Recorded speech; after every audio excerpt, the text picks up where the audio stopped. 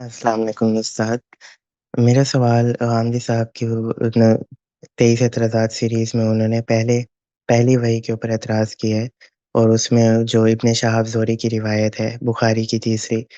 तो उसके अंदर जो वो इत्मीनान नहीं होता रसूलुल्लाह को, उस पर उन्होंने एतराज़ किया।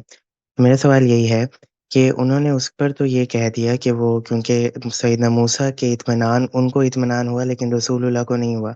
तो वो इंटरप्रिटेशन उन्हें वो वहाँ पर नहीं उन्होंने कबूल की। तो और उन्होंने उसको फिर कहा कि वो पहली वही नहीं है, वो हो गई है। तो मैं ये पूछना चाहता हूँ कि वो जो वाक़या एज़ इट इज़ है कि वो रसूलुल्लाह की वो हालत हुई, क्या आप उसे किस तरह से देखते हैं? क्या वो भी इब्न शहाब ज़ुहरी ने का ही एडिट किया हुआ है या ज़म्मिलूनी के अलावा भी शायद ग़ालिबन कोई और लफ्ज़ मिलते हैं? तो उस वाक़ये को आप कैसे देखते हैं, वो जो इत्मीनान नहीं मिला और वो इज़्तिराब हुआ? जी, उस वाक़ये पे मैं भी तफ़सील से तफ़हीमुल आसार की एक पूरी एपिसोड में तो उस पर बात कर चुका हूँ और उसमें मैंने और भी काफ़ी शवाहिद की तरफ तवज्जो दिलाई है, जो सीरत के ज़ख़ीरे में मौजूद। असल में ये बात कि रसूलुल्लाह सल्लल्लाहु अलैहि वसल्लम को या सैयदना मूसा अलैहि सलाम को नबूवत का मनसब दिया गया, तो वो इस तरह अचानक दिया गया कि उनको ना पहले कोई अंदाज़ा था, ना कोई उनको तान-गुमान था, ना उनको किसी भी किस्म की तवक्को थी, कि ये मामला होने वाला है। ये यानी अल्लाह ताला के मामला करने का जो अंदाज़ है, उसके साथ इसकी मुताबिकत दिखाई नहीं देती। तो एक तो उसूलन ये बात है, हज़रत मूसा अलैहि सलाम के वाक़ये से ये इस्तिशहाद किया गामदी साहब ने, जो मेरे ख़्याल में दुरुस्त है, कि उनको अगर एक मनसब और ज़िम्मेदारी दी गई, तो अ वो इस तरह अ, यानी ऐसे माहौल में और ऐसी कैफ़ियत में मिलनी चाहिए कि पैगंबर को किसी किस्म का कोई तरद्दुद लायक ना हो। रसूलुल्लाह सल्लल्लाहु अलैहि वसल्लम के बाब में इस एक वाक़ये से पहले तो सीरत में बहुत से वाक़यात हैं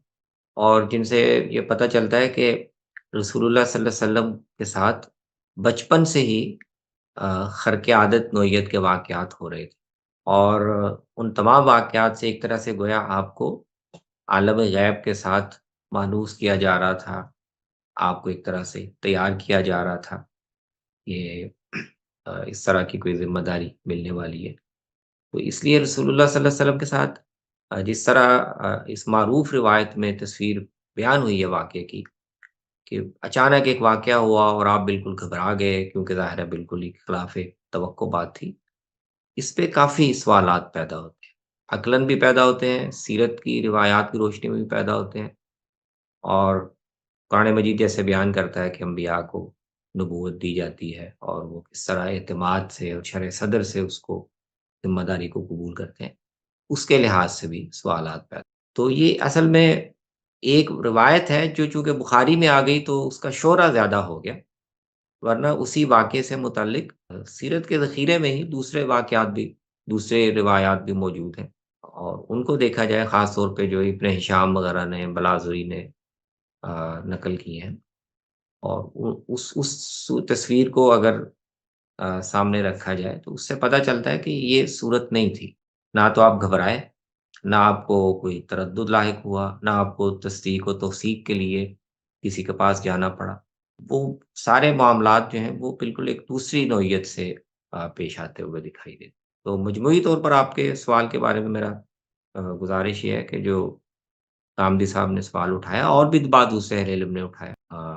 वो दुरुस्त सवाल है और उस्ताद कुरान इस पे मजीद जो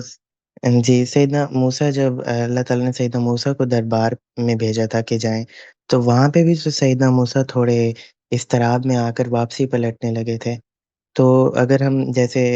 मौलाना मीना हसन इस्लाही ने कहा है कि वो जो गारे हिरा में था, वो दरअसल वही तौरात से लिंक्ड था जो पेशन गोई हुई थी। तो अगर हम उसको सेकंड या थर्ड वाक़या देखें, जैसे दरबार वाला सैयदना मूसा का सेकंड या थर्ड वाक़या हुआ और उसमें इज़्तिराब हुआ और सच्चे ख्वाबों में शायद ग़ालिबन हसन इलियास साहब ने कहा है कि उसमें रसूलुल्लाह को कुरान का भी तारुफ़ करवा दिया गया था। तो अगर हम उस वाक़ये को थर्ड वाक़या देखें और सैयदना मूसा के भी थर्ड को देखें, तो इज़्तिराब तो दोनों जगह हो रहा है। नहीं, देखिए बात ये नहीं है कि पैगंबर को کسی موقع پہ کوئی اضطراب لائق نہیں ہو سکتا، پریشانی یا گھبراہٹ لائق نہیں ہو سکتی۔ وہ تو دیکھیں نا رسول اللہ صلی اللہ علیہ وسلم کو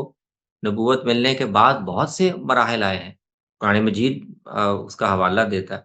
رسول اللہ صلی اللہ علیہ وسلم کو مختلف بدر میں جیسے دیکھیں، بدر میں تو اضطراب کی کیفیت یہ تھی کہ آپ ساری رات دعا فرماتے رہے اور یہ کہتے رہے کہ یا اللہ اگر اس جماعت کو تو نے محفوظ نہیں رکھا اور اس جماعت کی حفاظت نہیں کی تو پھر زمین پہ تیری عبادت نہیں کی جائے گی۔ تو اضطراب یا پریشانی لاحق ہونا یا کسی وقت صورتحال کا جو ایک دباؤ ہوتا ہے وہ لاحق ہونا، یہ اور چیز ہے۔ یہاں جو بات ہو رہی ہے کہ کیا اللہ تعالیٰ اپنے پیغمبر کو جب نبوت کا منصب دیتے اور ان کو نبوت کے منصب پر فائز کرتے ہیں اور ذمہ داری دیتے ہیں، تو کیا اس کا طریقہ یا اس کی نوعیت یہ ہوتی ہے یا ہونی چاہیے کہ پیغمبر کو خود بھی اطمینان نہ ہو، اس کو خود بھی یقین نہ ہو کہ میرے ساتھ کیا معاملہ ہوا، اور اس کو کبھی اپنی بیوی سے، کبھی کسی دوسرے آدمی سے، کبھی کسی تیسرے آدمی سے جا کر توثیق حاصل کرنے پڑے کہ میرے ساتھ جو کچھ ہو رہا ہے یہ کوئی واقعی اللہ کی طرف سے ہے یا یہ کیا چیز ہے؟ تو یہ معاملہ جو سوال ہے نا وہ اس سے متعلق ہے۔ گھبراہٹ لاحق ہونا، اضطراب لاحق ہونا، پریشانی لاحق ہونا، یہ اور چیز ہے۔ نبوت کیسے کسی کو اللہ تعالیٰ دیتے ہیں یا اس کو دینی چاہیے جس کے بعد وہ، یعنی اگر اس کو خود یہ اعتماد نہیں ہے کہ میں اللہ کی طرف سے ذمہ داری پر مامور کیا گیا ہوں، تو ایسے آدمی کو یہ کیسے ذمہ داری تفویض کی جا سکتی ہے کہ وہ لوگوں کو انذار کرنا شروع کر دے کہ مجھ پر ایمان لاؤ ورنہ خدا کا عذاب آ جائے۔ تو یہ اصل میں سوال کو دیکھنے کا درست زاویہ ہے میرے خیال میں۔ شکریہ شمس سلیمان صاحب۔